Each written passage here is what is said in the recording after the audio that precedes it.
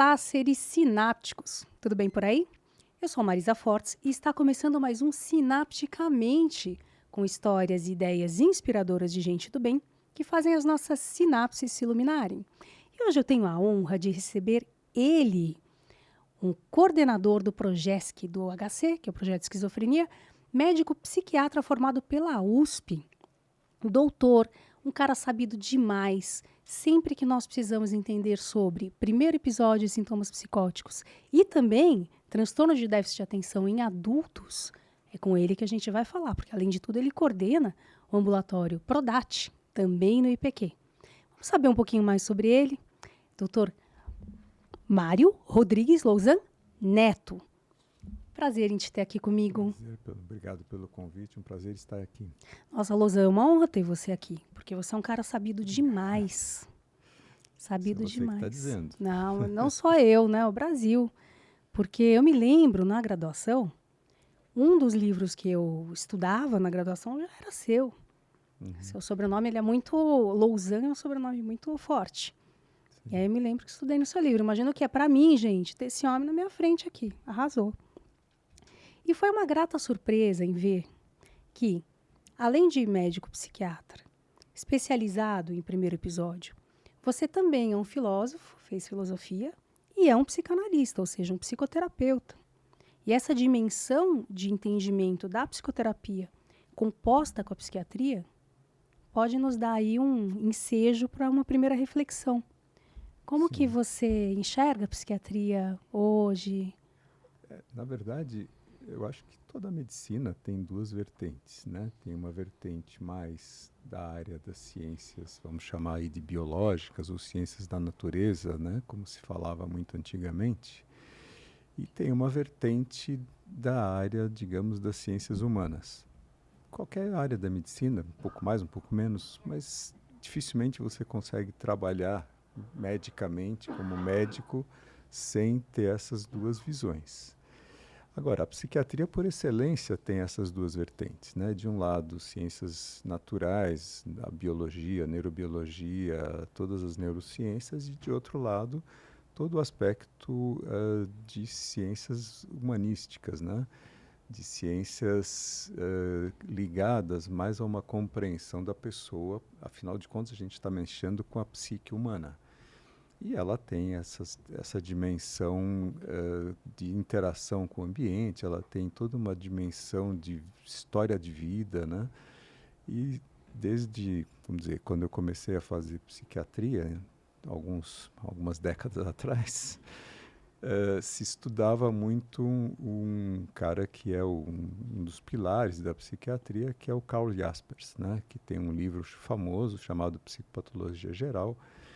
Eu devo ter lido esse livro algumas vezes, né? Então, ele traz já essa dimensão da psiquiatria nessa dupla vertente, né?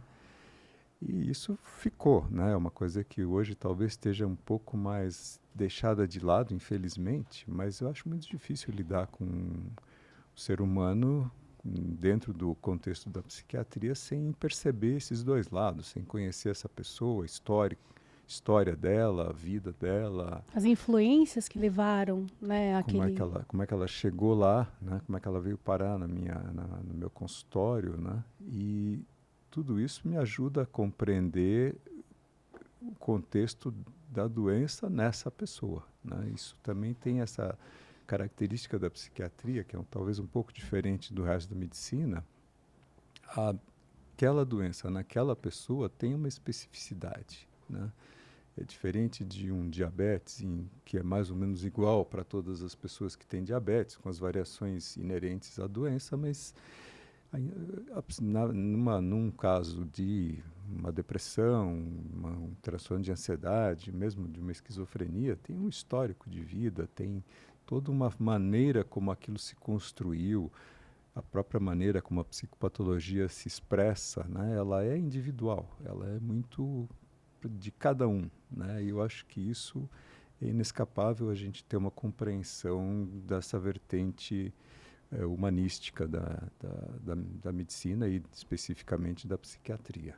Então há que se olhar assim para o DSM-5 Mas sempre de uma maneira mais plural, O talvez, né? Ele nos DSM-5 ajuda muito. nada mais é do que uma coletânea de maneiras, né, mais ou menos bem organizadas de se fazer diagnóstico. Não é isso, mais do que isso. O restante, a compreensão da pessoa que está ali na tua frente é outra. Ela vai muito além do DSM.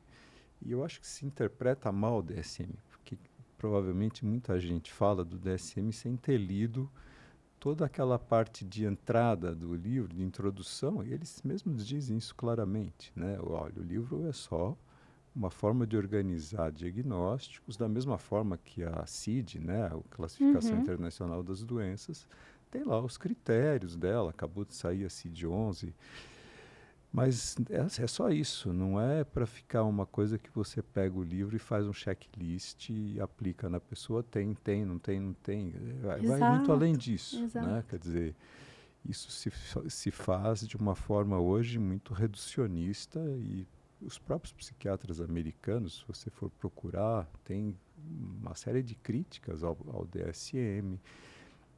Ele funciona porque você precisa organizar o sistema de saúde, você precisa transmitir informações de uma pessoa para outra, então isso te dá uma certa homogeneidade, né? Quando todo mundo fala tem tal doença, segundo os critérios, está lá, né? Mais ou menos bem delimitado. Tem toda uma história, né, de por que isso chegou a essa situação, mas, em princípio, a gente tem que ter clareza de que ele é só um livro, Guia. como um dos livros que a gente deve ler quando faz psiquiatria, né?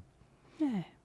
E aí, por curiosidade, essa questão, nós temos de um lado a sua especialização, a sua especialidade, que é o primeiro episódio Uhum. psicótico, uma coisa que você estudou, estuda bastante. Então, quando os familiares se veem numa situação como essa, que é muito difícil, né? A jornada dessa família e dessa pessoa acometida pelo episódio, você consegue ajudar e explicar e dar o caminho das pedras para o que se fazer em relação a isso. Aí a gente pode falar de prevenção, a gente pode falar de pós-venção. Uhum. Esse interesse veio primeiro e depois o TDAH em adultos, ou eles vieram em paralelo? São coisas que correram em paralelo. O Progesc foi fundado no começo dos anos 90, o Prodat no ano 2000 aproximadamente. Então entrou depois porque a gente foi percebendo, lá nos Estados Unidos, quando eu ia para congresso americano lá de psiquiatria, já me chamava a atenção que tinha bastante mesa redonda, bastante simpósio direcionado a TDAH no adulto. E aqui não se falava disso praticamente. Então, a gente acabou... Já existia um grupo de pesquisa em TDAH infantil, na psiquiatria infantil, lá no IPQ, mas em adulto não tinha, né? E se sabia, né, já tinha pesquisa a respeito disso, de que o TDAH, contrariamente ao que se estudava antigamente, que terminava, acabava, desaparecia, o fato é que 50% das pessoas continuam tendo sintomas de TDAH, Para né? sempre. Em princípio, a partir da idade adulta, para sempre. A gente tem, inclusive, um estudo feito aqui no IPQ com idosos, né, com TDAH. E é uma área que a gente tem se estudado bastante atualmente, porque tem uma série de interesses nessa população em termos de como é que é o prognóstico dela, né? E aqui eu queria voltar nessa história do prognóstico, mas a que se atribui essa verdadeira epidemia de TDAH em adultos, ou subdiagnosticados, ou diagnosticados tardiamente? O que é isso que está acontecendo, Eu acho Mário? que tem dois fatores que a gente tem que considerar, né?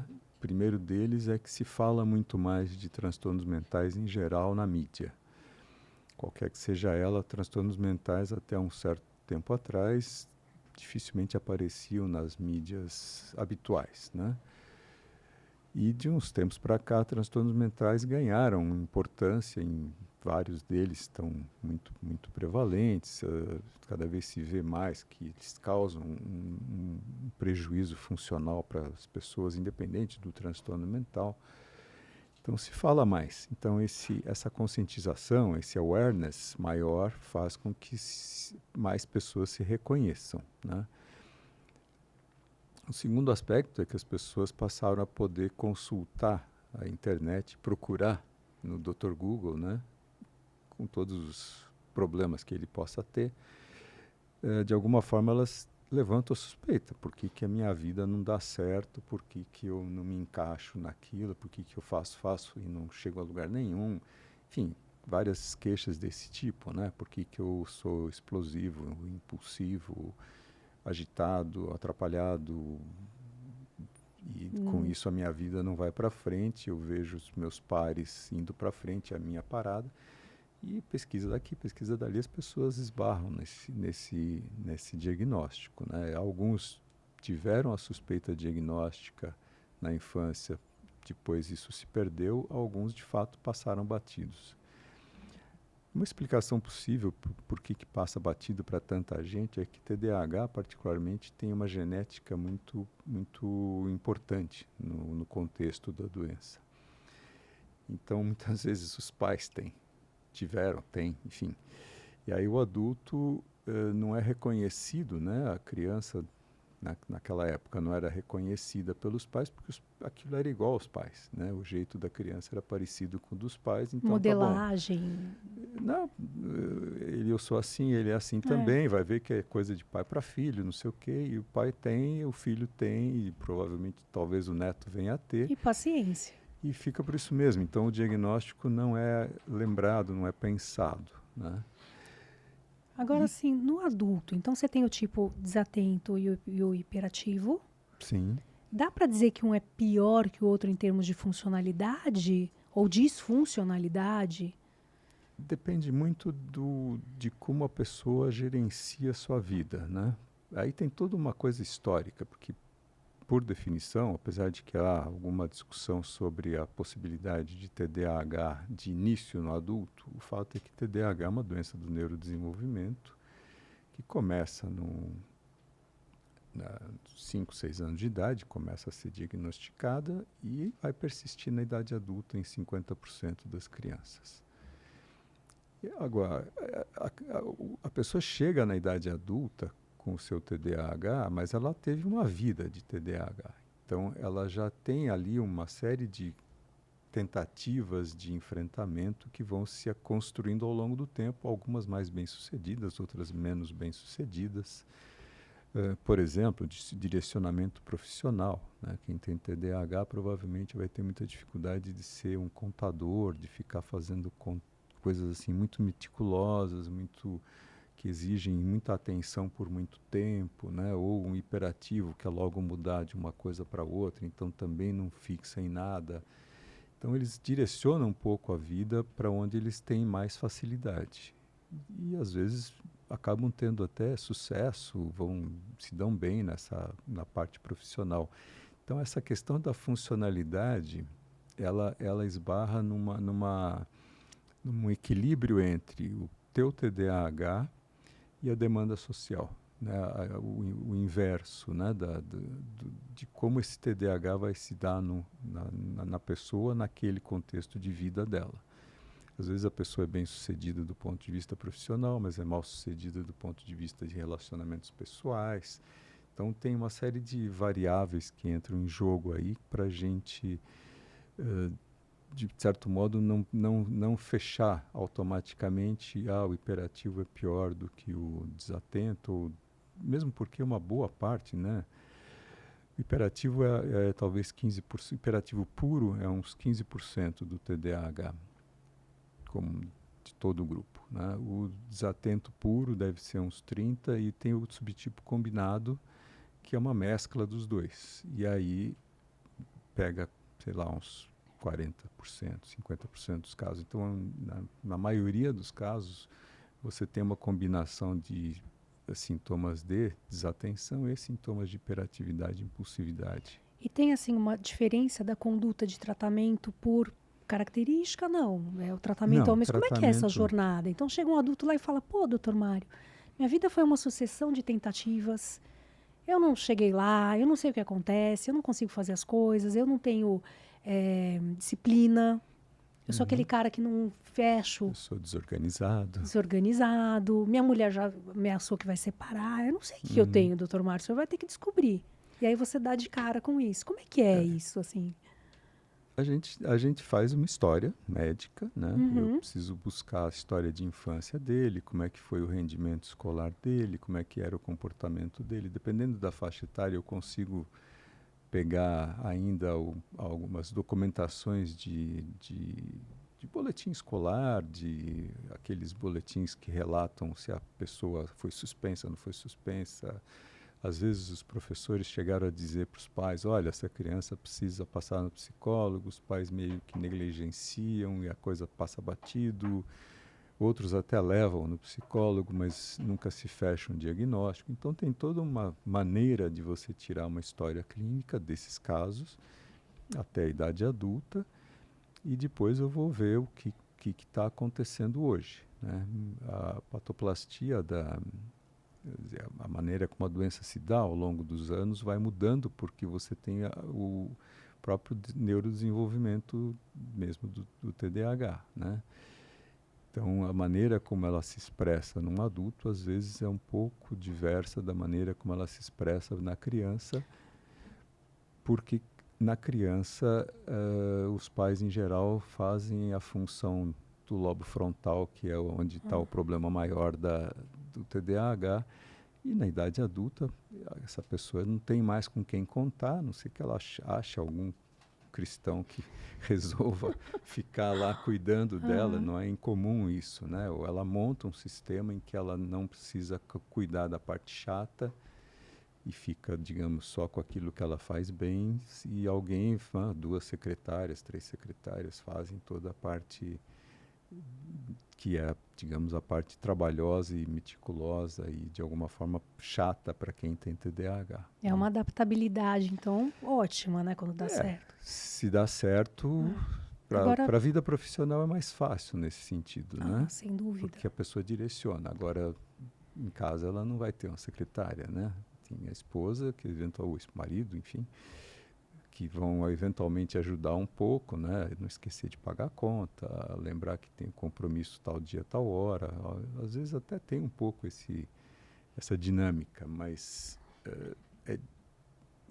sempre algum prejuízo aparece, né?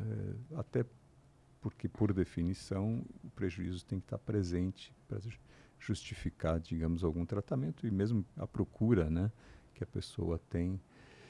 Ela mesmo se dá conta, né, que ela tem um rendimento. Algumas pessoas que me procuram, elas deixam mais ou menos claro, elas são bem-sucedidas, elas fizeram faculdade, elas se formaram, elas exercem suas profissões, mas tem sempre aquela sensação de que alguma coisa não está onde deveria estar, né? Está aquém do que eu gostaria de ser, eu percebo a minha falha, às vezes o cônjuge reclama, a coisa não sai como deveria sair, então isso faz com que a pessoa tente, né, mesmo com idade mais avançada, aí 50, 60 anos de idade, querendo ainda, vamos tentar alguma coisa, buscar uma resposta. Às vezes eles querem só uma resposta, não estão nem preocupados com o tratamento. Para poder entender a sua jornada também, né? O seu percurso. Para não ficar com aquela sensação de que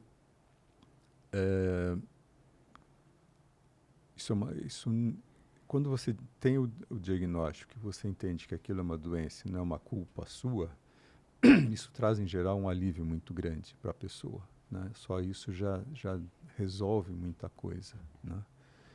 Porque o problema é que a pessoa sempre acha que é uma falha dela, né? Até de caráter, né? De Pô, esse moleque não para caráter. quieto, Ou não para quieto, vagabundo. ou é preguiçoso. Tem uma série de estigmas, né, ligados a essa, né, denominações de alguma forma preconceituosas em função de algo que não é exatamente porque a pessoa, ela não faz porque quer, né? Ela faz porque ela não tem a capacidade de organização do sistema chamada funções executivas, né?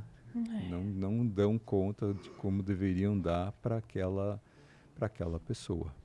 E aí, só um passo atrás, explicando para o pessoal, em termos leigos, esse aspecto do neurodesenvolvimento. Então, o que há de errado com o cérebro que apresenta o TDAH? Seja na infância e aí depois na adolescência e na fase adulta. De forma muito simples, basicamente é como se você tivesse um cérebro normal se desenvolvendo assim e o cérebro da pessoa com TDAH um pouquinho mais para trás. E ele tende a conseguir ficar próximo à medida que cresce, né? Tem alguns estudos longitudinais assim mostrando como as áreas vão se estruturando, mas com um certo delay. E nesse delay você tem, essa é uma das hipóteses, né? Nesse delay você tem aí os problemas que são os sintomas, né? Só que esse delay pode chegar à normalidade e a pessoa, digamos, zerar o TDAH dela. Uma parte das crianças tem isso. Com quantos anos, mais ou menos? Até uns 18, 20 anos a gente... Olha, então há que esperança. Nesse sentido sim, né? Mas esse delay pode não atingir a maturidade esperada de um sistema nervoso central adulto, né? E aí depois os outros caem nos 50% dos adultos que não alcançaram. Que não chegaram lá e que de alguma forma têm sintomas residuais do TDAH. Em maior ou menor grau, aí entra um pouco a questão da genética, se é uma genética mais influente ou menos influente no caso de cada um, né? E onde que ele se localiza no cérebro, para o pessoal saber? Onde está essa estrutura? Essas estruturas estão basicamente em lobos frontais, alguma coisa entre parietal e temporal, não é uma coisa tão localizada assim, né? Até porque entram outros fatores em jogo, comorbidades e assim por diante. Mas, em princípio, região fronto-temporal parietal, que, de certo modo, é onde o cérebro faz tudo que nos faz humano, né? Então, as doenças mentais praticamente todas giram em torno dessas áreas, né? E aí, o que dá para fazer? Então, a criança tem esse delay. Existe alguma coisa que se possa fazer para ajudar a, talvez, chegar ali? Ou diminuir a chance de, na vida adulta, ela carregar isso? Ou, infelizmente... É uma pergunta sem uma resposta clara, porque tem uma série de problemas, tanto metodológicos quanto éticos, de você estudar isso, por exemplo, comparando um grupo de crianças com TDAH que se trata com medicação e um grupo de crianças com TDAH que você não trata. Não dá para não tratar, né? Tem algumas alternativas para isso, né? Tentando fazer alguns outros. Tem um estudo americano bastante longo já, talvez com uns 20, 30 anos que ele está aí, que fez várias opções, né? Só medicação e terapia tipo comportamental, só terapia comportamental e nesse estudo tem ainda aquelas crianças que eles não quiseram fazer nenhum procedimento, os pais. Olha. E eles acompanharam. Né? Virou um controle ali. Virou um grupo controle de alguma forma e aí você vê mais ou menos que os tratamentos influenciam pouco, na verdade. No sentido de que não é o tratamento que faz com que a pessoa sare ou não sare. Né? A questão da genética tem um peso grande nisso. O que você faz quando você trata, e isso está bem demonstrado, você evita os problemas que essa pessoa vai tendo ao longo dos anos. Os fracassos escolares, aquela criança que vai mal na escola, que fica de recuperação, que é traumático, se atrapalha, né? Que se é hiperativa, as outras crianças rejeitam porque é uma criança chata, que estraga a brincadeira do grupo. Então, o tratamento tem talvez mais função de ajudar essa criança a se desenvolver bem dentro do contexto social dela, né? Mesmo em casa, né? Uma criança hiperativa também tumultua a casa. E tudo isso, a medicação, por exemplo, tem uma eficácia bastante grande, né? Em controlar os sintomas. Então, você deixa de ter uma série de problemas, entre aspas, secundários, né? as repetências, depois na idade adulta outros problemas que possam surgir, na adolescência a questão da comorbidade com o uso de drogas, que é bastante grande no TDAH. Eles ficam buscando anestésicos, talvez, para o trauma, para o estresse, ou mesmo para Diferentes tipos de drogas, depende muito de cada contexto, né? Mas um em cada 4, 5 adolescentes que usa drogas tem TDAH, que é uma Olha que prevalência interessante. alta, né? Se você investigar, né, souber achar o diagnóstico, você possivelmente vai ajudá-los tratando o TDAH, com isso eventualmente diminuindo o risco de dependência de drogas. E aí, bom, chegamos à fase adulta e descobrimos, temos aí o TDAH. Entra-se com a medicação corrente, né? Aqueles que a gente conhece, Concerta, Ritalina. Como que é esse tratamento? Assim, como que você faz para conscientizar a pessoa que talvez ela nem tenha tanto benefício, ou ela tem Olha, ela tem benefício? benefícios, e bons benefícios, não é pouco que ela ganha. Em geral, o adulto, quando chega, é porque ele já está precisando, ele já tentou muita coisa, né? Ele já passou eventualmente por terapias, ele já passou por outros profissionais, muitas vezes, que prescreveram algumas medicações inespecíficas para o TDAH e que não ajudaram grande coisa. E aí a gente, de fato, confirma o diagnóstico, deixa claro que tem essa coisa, existe a opção deles, que se quiserem, se tratarem com medicação específica para TDAH, né? E, em geral, com um ganho bastante bom, né? E eles chegam com mórbidos, assim, depressão, ansiedade? Depressão e ansiedade são bastante frequentes, né? Algo em torno de 70% dos adultos que chegam com TDAH chegam com comorbidades. Então, é uma parte grande dos adultos. E aí são várias comorbidades. Tem transtornos de sono, transtornos de ansiedade, transtornos do humor, às vezes transtornos de personalidade, uso de substâncias mesmo na idade adulta. Então, a gente, quando vai tratar, vai ter que direcionar também um pouco em função do tipo de comorbidade que elas tenham, né? Isso faz parte aí de ter essa visão, né, completa do caso, né? Então, se a gente pensar assim, em termos de saúde pública, é muito interessante que se observe que a pessoa vá atrás de buscar saber o que ela tem e tratar, porque, pelo visto, os ganhos são muito grandes, vale muito a pena você descobrir, ainda que na fase adulta, Sim, isso. sim. Eu acho que vale a pena a pessoa buscar ajuda especializada, né? Ainda há alguma dificuldade entre os psiquiatras em fazer esse diagnóstico, né? Nem sempre o treino específico para perceber esse diagnóstico, né? Muitas vezes as queixas são vagas, se você não souber perguntar, não souber buscar exemplos. Se confunde com outras coisas que poderiam ser. São coisas que muitas vezes, por exemplo, com uma comorbidade com desatenção, entre desatenção e ansiedade é grande, se você não souber separar desatenção e hiperatividade de ansiedade, psicopatologicamente falando, você pode achar, não, ele é ansioso só, ele não para quieto na cadeira, ele fica o tempo todo querendo ir para lá e para cá, ele se atrapalha, ele não se concentra porque ele é hiperativo, né? Ou porque ele é ansioso. Então, vou tratar a ansiedade. Mas, às vezes, a hiperatividade, se você não souber perguntar direitinho, e a hiperatividade do adulto é diferente da hiperatividade da infância, porque a criança hiperativa é o molequinho que não para quieto, né? Sobe na cadeira, desce, cai, sobe de novo, né? O adulto não.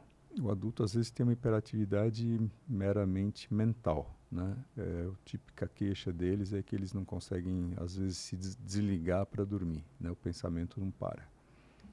É uma coisa muito mais interna do pensamento hiperativo do que propriamente da coisa de ficar, né?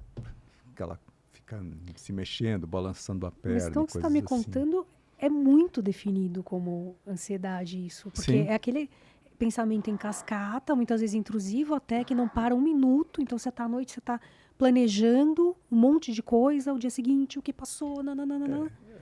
aí entra a psicopatologia Gente, isso é muito da importante, isso que você está diferença, de falando. diferenciar a ansiedade psicopatologicamente da hiperatividade. Porque talvez, até por ser adulto, a gente acha que é impossível ele chegar à idade adulta sem nunca ter sido diagnosticado, então isso passa batido realmente. Mas eu acho que hoje talvez um pouco menos, mas quando a gente começou, a imensa maioria dos adultos não tinha passado por diagnóstico, nem pela ideia de que aquilo pudesse ser alguma coisa. Às vezes o próprio pediatra não deixa passar batido, né?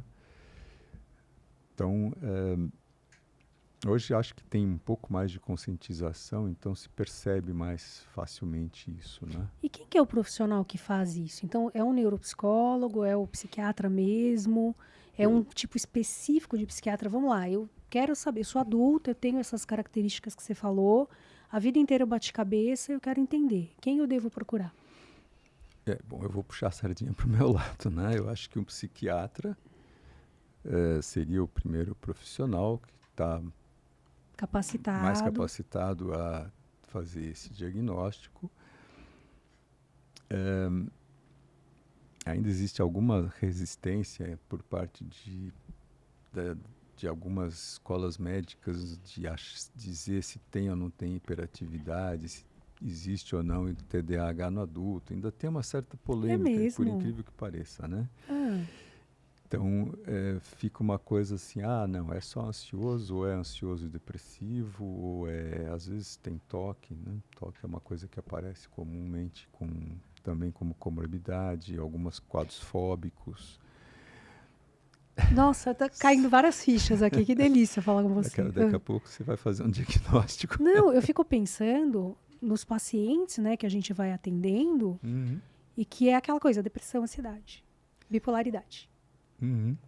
E que esses pensamentos em cascata, eles são tão evidentes em tantos lugares, e aí o que você... Eles não são específicos. Por isso que quando a gente fala, né, de diferenciar ansiedade de hiperatividade mental, eu tenho que qual é o cerne da psicopatologia da ansiedade, né? que envolve o Às vezes, medo, né? medo, sofrimento, a tal da sensação física pré-cordial, no peito, né? Porque às vezes o hiperativo é hiperativo sem sofrimento. Ele está lá, ó, feliz da vida, sendo hiperativo, embora ele esteja fazendo estrago à volta dele, né? Isso é um outro Aham. problema.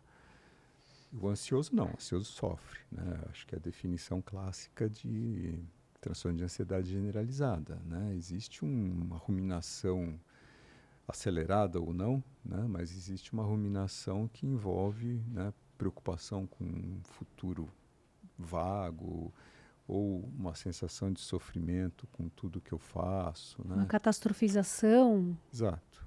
Então, tudo isso ajuda a gente a fazer um diagnóstico diferencial. Agora, diagnóstico diferencial é uma possibilidade entre TDAH e transtorno de ansiedade, mas pode ter as duas coisas. Então, aí a gente vai tentar mapear o que é uma coisa, o que é outra, se elas convivem, né? Como é que elas convivem entre si, porque muitas vezes elas convergem para aqueles pensamentos sem parar, né? Aquele pensamento que vai tipo Recorrente. bola de neve, né? E aí também importa um pouco o tipo de pensamento, né? Se é um pensamento do que você chamou de catastrofista, né? Mas de que não vai dar certo, vai acontecer, não vai ser possível, né? Que a pessoa começa a entrar em parafuso. O pensamento do hiperativo é um pensamento muitas vezes acelerado mesmo. Ele vai pulando de um, né, às vezes até conversando, eles pulam de um assunto para o outro, misturam assuntos e às vezes você não sabe do que ele está falando. E isso se dá mentalmente, né? Então, É um tormento, né? Ou tanto não? que não, é uma queixa deles em geral, principalmente no fim do dia, que às vezes estão cansados, querem desligar e não conseguem esse desligamento, né, para poder, por exemplo, ir dormir, né? Aí vai pro videogame. Eles podem buscar N opções aí, cada um vai numa direção, né?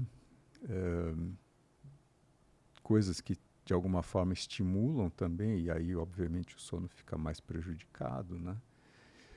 Mas de modo geral, a dificuldade maior é assim, tem uma hora que eu preciso dormir, porque amanhã de manhã eu tenho que levantar cedo para trabalhar. E eu não paro de pensar, eu deito e É continuo isso. pensando, e o meu pensamento não para, o que eventualmente eu vou ter que fazer amanhã, mas ao mesmo tempo são os pensamentos que são aqueles pensamentos meio que não tem um tema só, né? Porque tipicamente a distração do TDAH ou a, o- a divagação do pensamento vai para coisas diferentes. Ele pode lembrar das férias, da paisagem, tudo não sei o quê, mas é um pensamento que vem de uma forma Vem jorro. vem como uma espécie de dilúvio e não necessariamente tem sofrimento, né? Só porque é um pensamento que não para e chega uma hora que o cara diz quero parar, mas o Como é cérebro que não para? não desliga, E né? como é que para? Porque é uma coisa orgânica. Então, sei lá, eventualmente mindfulness pode ajudar. Esses treinos de atenção é Se eles complicado. conseguirem fazer isso, né? Muitos já passaram por isso, né? De tentar yoga, tentar meditações dos possíveis tipos que existam. Muitas vezes a gente precisa de medicação para interromper esse ciclo, né? Esse pensamento que não para, né? Tipo, desligar mesmo, vai dormir agora. É, mas só com estratégias de enfrentamento, de alguma forma diversificar disso, parar de pensar, meditar, tentar desligar o pensamento, muitos não conseguem isso. E a energia psíquica que se gasta com isso é enorme, porque a pessoa não consegue lograr êxito, ela fica mais estressada ainda, mais ansiosa ainda. Quase Então, sempre tem um efeito inverso, né? exato. Isso é muito comum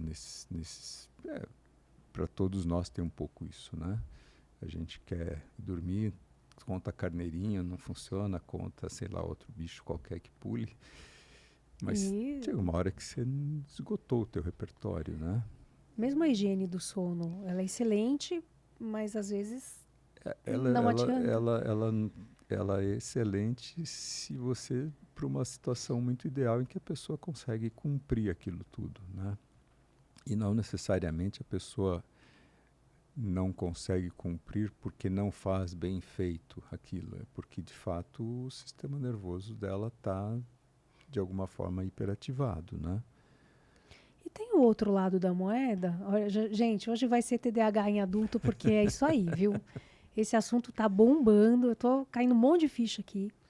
O outro lado da moeda, que é uma coisa que eles gostam muito, que é o tal do hiperfoco, que ajuda na produtividade, que é uma beleza. Como é que funciona isso?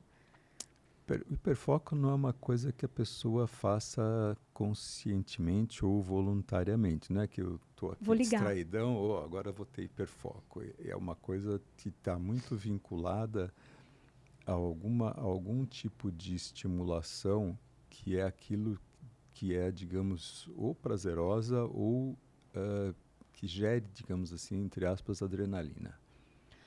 Muitas Ok. vezes tem a ver com trabalho, muitas vezes tem a ver com, sei lá, esportes radicais.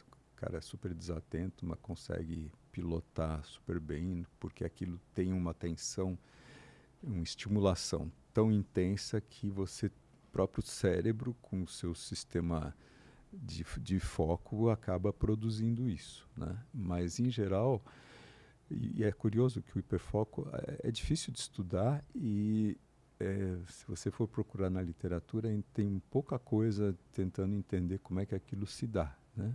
Então a gente tem um pouco esses mapeamentos que tem a ver com tudo aquilo que a pessoa gosta, que é estimulante para ela, né? Para cada um vai ser de um jeito, claro, né? Vai ser uma coisa ou o que quer que seja. E tem a ver com uma característica de personalidade que é o busca de sensação, né? O sensation seeking, busca de novidades, né? O TDAH tipicamente se estimula com alguma coisa rapidamente, só que aquilo é fogo de palha, porque logo depois de um tempo aquilo perde a graça, torna-se rotina, como é a vida de todos nós, então você está o tempo todo precisando de buscas de coisas que sejam altamente estimulantes, né? Até para poder funcionar, talvez, né? E sair dessa distraibilidade. Só que isso tem um limite, né? Você consegue achar uma coisa nova para fazer, só que a coisa nova que se aprende hoje e que se te interessa, um mês depois ela cai na rotina. Nossa vida é assim, né?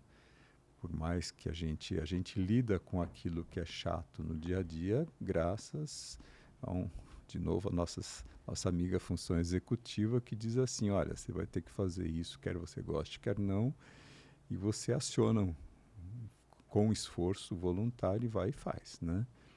Se você não fizer isso, você ou larga ou alguém faz para você, né? Então, o problema dessa questão do hiperfoco ou da busca de novidades é que isso sempre tem uma duração muito fugaz, né? Pode ser semanas, meses, mas em linhas gerais isso tende a desaparecer com o tempo. E a hora que aquilo fica chato, fica entediante, começa a não dar certo mais aquilo que aquela pessoa estava tentando fazer. E aí, eventualmente, ela busca outra coisa, mas com isso você não constrói nada também, né? Daí vem essa ideia de uma vida inteira de tentativas infrutíferas. Tipicamente, eles fazem 3, 4 faculdades e não terminam nenhuma delas, né? É uma queixa relativamente comum, né? Ou tentam vários negócios, aí os negócios, uma hora o negócio fica uma rotina, então aquilo fica chato, ele procura outro. Mas é interessante, os casamentos se mantêm, né, psicanalista? Como é que você explica isso? Eu acho que não se mantém tanto assim, viu? Não? Não. Lidar com quem não tem TDAH, lidar com alguém com TDAH, principalmente se for hiperativo, não é mole, né?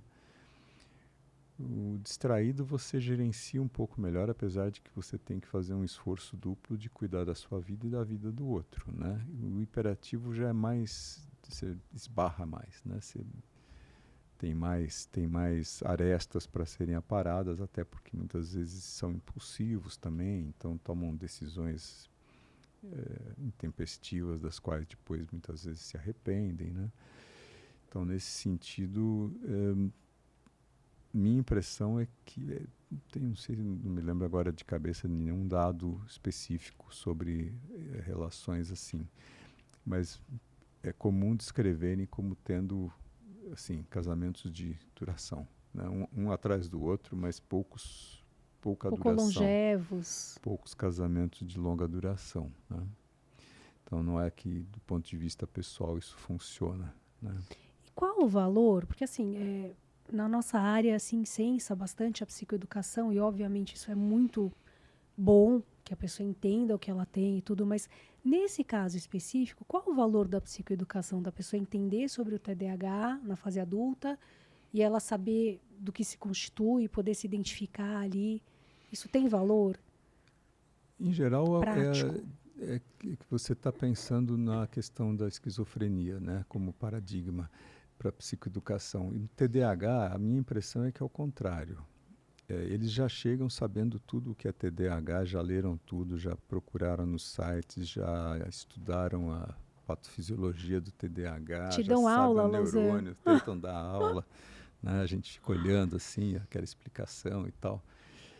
Então, eles já vêm meio que educados no sentido de que, olha, eu acho que eu tenho isso, porque eu preenchi a escala, eu fiz não sei o quê. Eles têm essa busca, né? Tem Te poupa um trabalhão, então, pelo visto, ou não?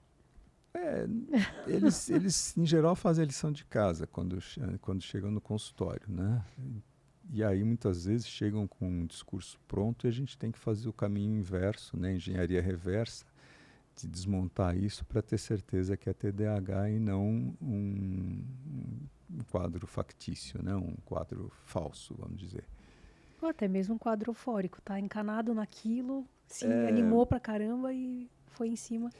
Eles vão atrás, em geral, porque tem a queixa, né? Porque aquilo realmente incomoda muito, ou eles percebem em outra pessoa, enfim, às vezes detectam porque outros familiares também têm o mesmo problema, enfim. Mas então a psicoeducação, no caso de adultos, eu vejo como uma coisa que é menos importante, digamos, no contexto do TDAH. Tem mais importância no caso de crianças, porque você tem que fazer a psicoeducação dos pais, né?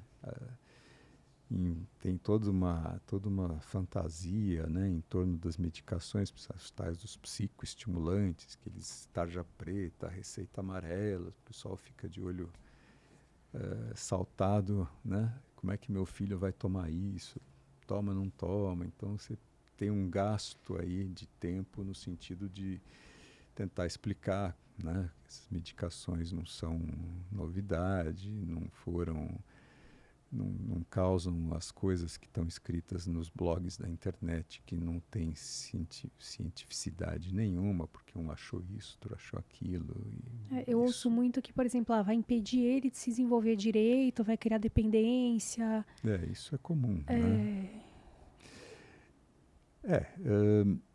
Tem várias fantasias em torno disso, né, das medicações. A gente sabe como elas funcionam, a gente sabe quais são os efeitos colaterais, a gente sabe o que tem que fazer para cuidar disso, né, particularmente quem lida mais especificamente com psiquiatria infantil conhece tudo isso, né? O problema maior está em lidar com as dificuldades que às vezes existem do ponto de vista dos pais de aceitarem a criança como tendo um problema que precisa tomar uma medicação psiquiátrica.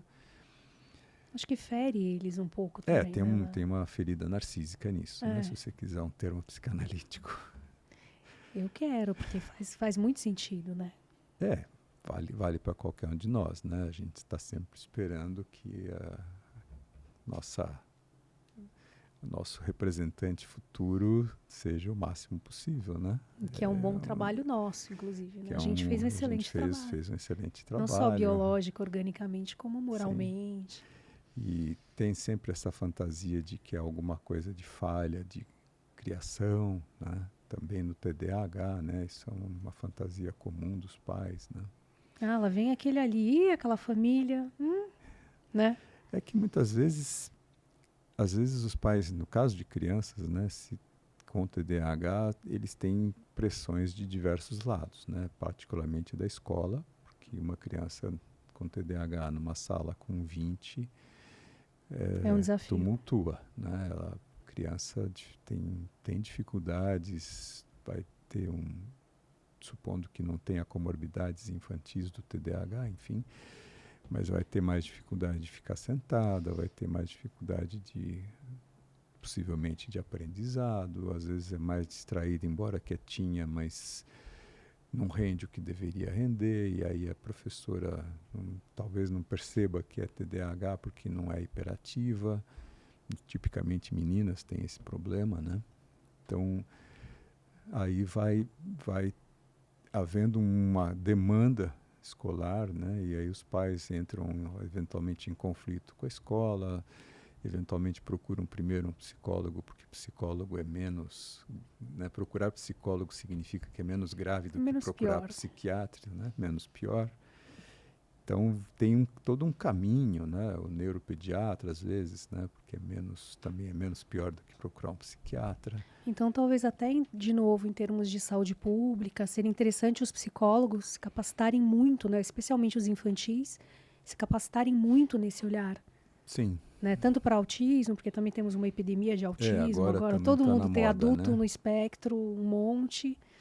Então a gente percebe que isso vai carecendo de medidas que poderiam ajudar muito as pessoas, né?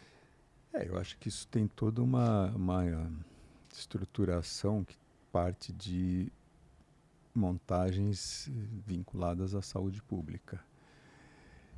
E aí entra um outro problema, né, dos gestores e sua posição ideológica em relação aos transtornos mentais, né?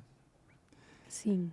Que isso também é um grande problema, né? Porque dependendo do quem faz a gestão, se acha que o problema do TDAH não é neurobiológico, mas é X, Comportamental. comportamental, social, ou qualquer coisa do gênero, você vai produzir toda uma estrutura para dar conta disso, sem considerar que é uma doença, né? Tratando isso, né? Tem a tal da neurodiversidade agora, que também é um outro termo que começa a pipocar em tudo quanto é situação onde você tem comportamentos diferentes, né? E o Tem grande que desafio aceitar para não ser taxado de preconceituoso, né? você Para não dar tem que ficar. problema. Esse é um problema que a psiquiatria terá enquanto ela não for capaz de determinar causas de doenças, né? Porque a gente trabalha com conceitos de doenças, de transtornos mentais, que estão ancorados puramente ou quase puramente em sintomas e sinais, né?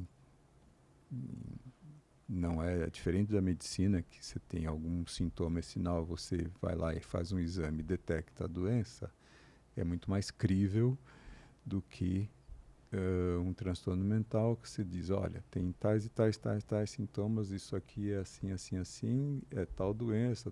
Mas me mostra, né? Cadê? Cadê, Não né? tem. O eletroencefalo está normal, a ressonância é normal, às vezes o neuropsicológico é normal, porque dependendo da capacidade da criança ou dependendo da agilidade da criança ou do adulto, os exames neuropsicológicos não são finos o suficiente, né? Eles estão montados para detectar coisas mais graves e às vezes Só um repassa. TDAH gabarita, faz dentro da normalidade. Até porque a pessoa, ao longo da vida, falando de adultos, ela já buscou estratégias de enfrentamento e maneiras de driblar e de fazer E os acontecer. testes neuropsicológicos, né, por mais sofisticados que sejam, são aplicados assim, um a um, a pessoa está ali focada. É diferente de você trabalhar numa sala que tem 40 pessoas com baias, mas aquele burburinho e um que passa atrás, um que chama para não Ah, sei o sim. quê. É um mundo muito mais complexo. A gente teria que ter os tais dos testes ecológicos que imitassem a realidade, né? Para você conseguir detectar os casos que estão ali, que são mais leves às vezes, ou que a pessoa só não é bem sucedida, dependendo do grau de dificuldade onde ela se encontra do ponto de vista da carreira profissional, por exemplo, né? Então isso tudo faz com que a gente não tenha uma comprovação, né? Para você ver, por outro lado, só voltando para a gente ir encerrando, Uhum. voltando ao começo, esse estudo, por exemplo, dos idosos, ele é muito interessante, né? Porque ele vai trazendo maneiras de enxergar esse assunto, talvez inéditas. O que a gente buscou quando fez esse estudo e quando também se começou a levantar esse problema do ponto de vista epidemiológico, né? É a ideia de que, tá bom, a pessoa nasceu, tem TDAH na infância, chegou na idade adulta, persistiram sintomas, o que acontece ao longo da vida dela. E muitos estudos paravam uns 50 anos de idade, 50 e poucos anos, né? Então a ideia, no nosso especificamente, foi tentar ver essas pessoas acima de 65, né?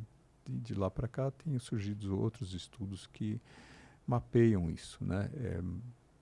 E uma das perguntas que se tem ainda sem uma clareza de resposta é assim: se essas pessoas que têm TDAH terão um risco maior de desenvolver quadros neurodegenerativos aos 70, 80 anos de idade. Essa é uma das perguntas que se tem feito ultimamente, né? Se elas têm algum risco maior, né, falando em termos mais técnicos, de desenvolver, por exemplo, Alzheimer, né? Por trazerem já uma situação de base com Diferenciada. um determinado prejuízo, né? Bom, eu vou pedir para você, Dr. Mário Louzan, Sim. olhar para a sua câmera e dar um recadinho para aquele adulto que sentiu um pouquinho das coisas que a gente falou aqui, que pensa que talvez possa, né, uma palavra de esperança ou uma dica, um recado de quem entende para quem está sofrendo com isso e talvez nem saiba. Eu acho que tudo que toda vez que se fala de transtornos mentais, muitas vezes a grande dificuldade que as pessoas têm é buscar ajuda, né? Por N preconceitos, por dificuldade, por achar que aquilo é assim mesmo, não se perceberem como tal.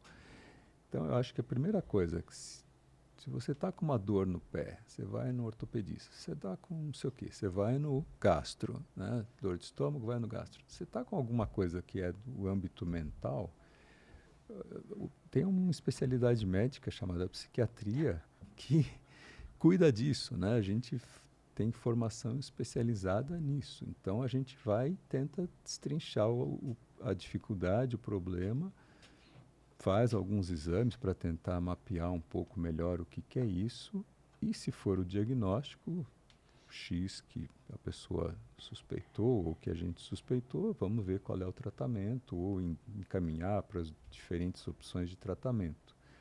Então o que eu acho é assim, é procurar ajuda médica, né? Eu acho que esse é o primeiro passo para esclarecer, né? Para tentar entender, pode até não ser nada, pode chegar à conclusão que não tem nenhum problema desse tipo, mas acho que a ajuda médica é a maneira mais simples e mais direta de você lidar com isso, né? E o ganho em qualidade de vida compensa, conforme você disse, então. Eu acho que em termos de transtornos mentais, qualquer tratamento tem ganho de qualidade de vida, né? Sim. E não é muito diferente do ganho de qualidade de vida que outras especialidades médicas conseguem, né? É isso. Pessoal, vamos achar o Dr. Mário Louzan. Você encontra ele no Insta Dr. Mário Louzan, Louza com Z, certo? Certo. E no saudemental.net. De qualquer maneira, os contatos deles estão aqui na descrição do caso. Se você quiser saber ou entender um pouco mais sobre TDAH em adultos, que é um tema pouco estudado e pouco, ou talvez, conhecido ainda, perto do montão de coisa que tem para acontecer em relação a isso, dá uma olhadinha aí e procura o Dr. Mário. Quero te agradecer muito pelo seu tempo. Foi uma conversa muito... Várias Sempre fichas. muito divertido conversar, assim. É muito bom. Quando a gente faz o que gosta, é incrível, né, Mário? Sim, isso ajuda muito. Tá bom. E aí, estamos terminando mais um Sinapticamente. Muito obrigada pela companhia até aqui. Espero que você tenha gostado. E lembra, cuida de você. Beijo.